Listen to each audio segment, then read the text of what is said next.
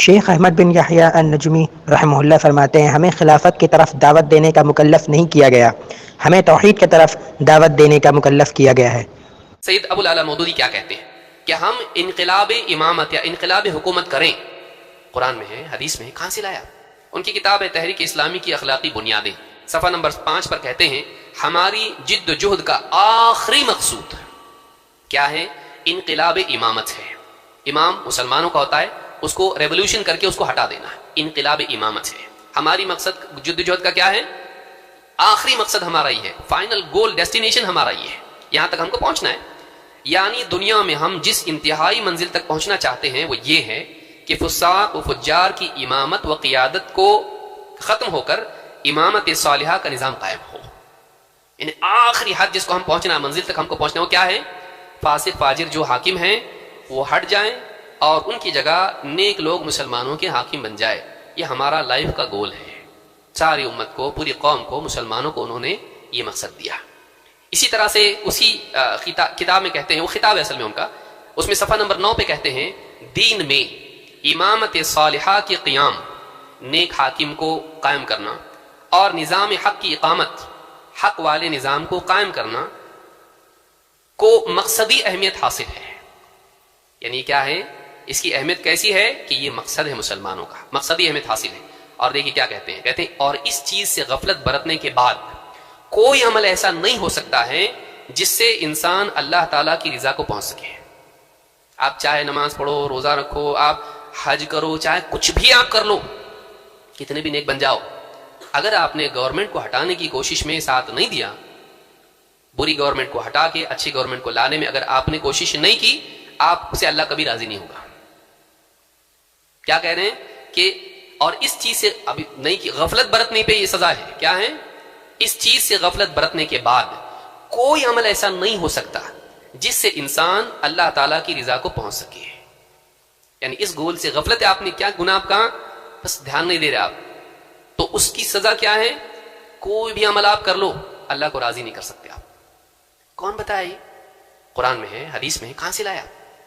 یہ جو ذہن میں بیٹھ گیا ایک مرتبہ کہ ہماری زندگی کا بیسک اور پرائمری گول یہ ہے کہ ہم انقلاب امامت یا انقلاب حکومت کریں، یہی ہمارا ٹارگٹ ہے، اور باقی ساری چیزیں کر کے بھی اللہ کو راضی نہیں کر سکتے، تو باقی چیزیں سب کیا ہو گئی؟ سیکنڈری ہو گئی، سب ضمنی ایکسٹرا چیزیں ہو گئی، ایکسٹرا کریکولر ایکٹیویٹیز۔ بلکہ جو مقصد اصل تھا عبادت، اب دیکھیں میں کہاں جا رہا ہوں آگے، اصل جو مقصد تھا کہ اللہ کی عبادت کی جائے، وہ عبادت بھی ٹریننگ کورس بن گیا۔ کیا کہتے ہیں؟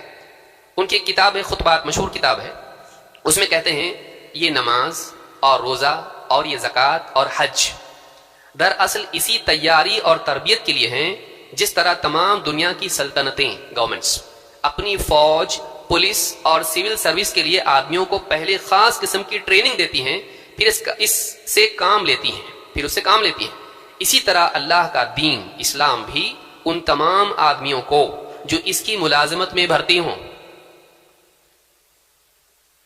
پہلے خاص طریقے سے تربیت دیتا ہے، پھر ان سے جہاد اور حکومت الہی کی خدمت لینا چاہتا ہے۔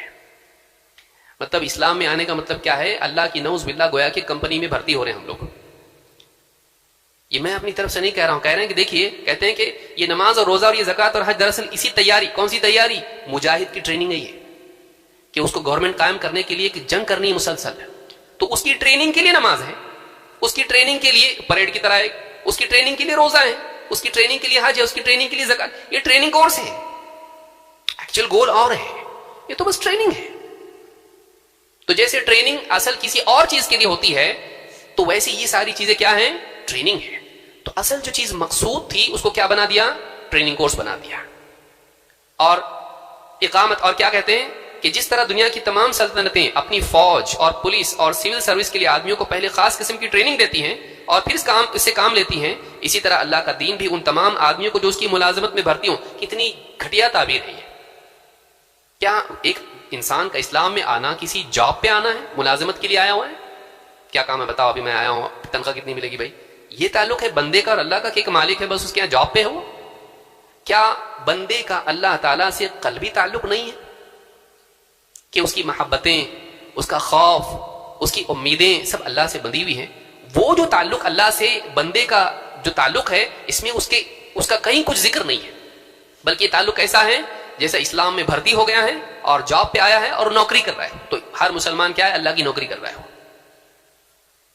تو کہتے ہیں کہ اسی طرح اللہ کا دین اسلام بھی ان تمام آدمیوں کو جو اس کی ملازمت میں بھرتی ہوں پہلے خاص طریقے سے تربیت دیتا ہے، پھر ان سے جہاد اور حکومت الہی کی خدمت دینا چاہتا ہے.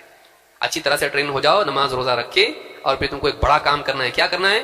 جہاد کرنا ہے اور حکومت چلانا ہے. تو اصل گول وہ ہے، یہ نہیں، یہ تو ٹریننگ کورس ہے. جبکہ یہی اصل ہے. اصل کیا ہے؟ کیونکہ کتنے نبی ہیں جن کو حکومت کا موقع ہی نہیں ملا. بعض نبی ایسے ہیں جو اکیلے آئے اور اکیلے ہی دنیا سے گئے، ان کے ساتھ کوئی نہیں تھا.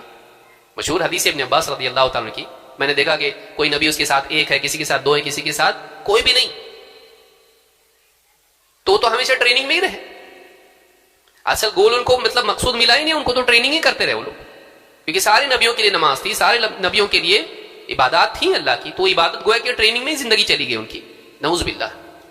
اصل مقصود یہ ہے، اصل مقصود اللہ کی عبادت ہے. اس کو ہم آگے بھی دیکھیں گے انشاءاللہ. تو خطبات میں صفحہ نمبر 264 اور 65 پہ انہوں نے یہ بات کہی ہے. اس کے لیے آیت پیش کی جاتی، اقامت دین ہمارا مقصود ہے. قرآن میں اللہ نے کیا فرمایا؟ شرع لکم من الدین ما وصى به نوحا والذی اوحینا الیک وما وصینا به ابراہیم وموسى وعیسى ان اقیموا الدین ولا تتفرقوا فیہ کبر علی المشرکین ما تدعوهم الیہ اللہ یجتبی الیہ من یشاء ویہدی الیہ من ینیب. سورہ الشورى آیت نمبر 13. اللہ تعالیٰ فرماتا ہے اللہ تعالیٰ نے تمہارے لیے وہی دین مقرر کیا ہے جو اس نے نوح علیہ السلام کے لیے مقرر کیا تھا. کوئی نیا دین نہیں اسلام، بلکہ پہلے رسول کون تھے؟ پہلے نبی تو آدم علیہ السلام تھے، پہلے رسول کون تھے؟ نوح علیہ السلام. تو نوح علیہ السلام کو جو دین اللہ نے دیا تھا وہی آپ کو دیا ہے نبی.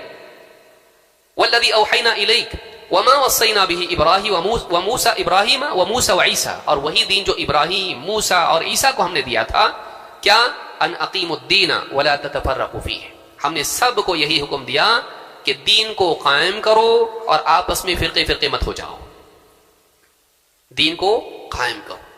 تو معلوم ہے کہ سارے نبیوں کو اللہ تعالیٰ نے اقامت دین کا حکم دیا تھا.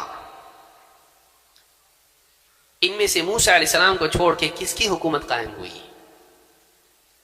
موسیٰ علیہ السلام حاکم کے طور پر بھی تھے، نبی بھی تھے، اور یوسف علیہ السلام تھے، اور داؤد علیہ السلام تھے، اور سلیمان علیہ السلام. باقی ابراہیم علیہ السلام کی تھی حکومت کہیں، عیسیٰ علیہ السلام کی تھی حکومت کہیں. اب غور مودودی صاحب کی حقیقت. مولانا رشید احمد دودیانوی صاحب لکھتے ہیں حقیقت یہ ہے کہ مسلمانوں کے دل سے صحابہ اکرام رضی اللہ عنہم اجمعین کی عظمت مٹانے اور اس مقدس جماعت سے متعلق دلوں میں شکوک و شبہات و بغض نفرت پیدا کرنے کا جو کارنامہ تنہ تنہا مودودی اور ان کے حامی نے کیا ہے، شیعہ کی پوری جماعت بھی پوری زندگی میں نہ کر سکی. مودودی صاحب سے پہلے کوئی ایک مسلمان بھی ایسا نظر نہیں آتا جو کسی صحابی سے بغض رکھتا ہو، مگر آج مودودی نے مسلمانوں کی ایک جماعت کو اس مہلک زہر سے مکمل طور پر پرمسموم کر دیا ہے. احسن الفتاوی جلد 1 صفحہ 210 211.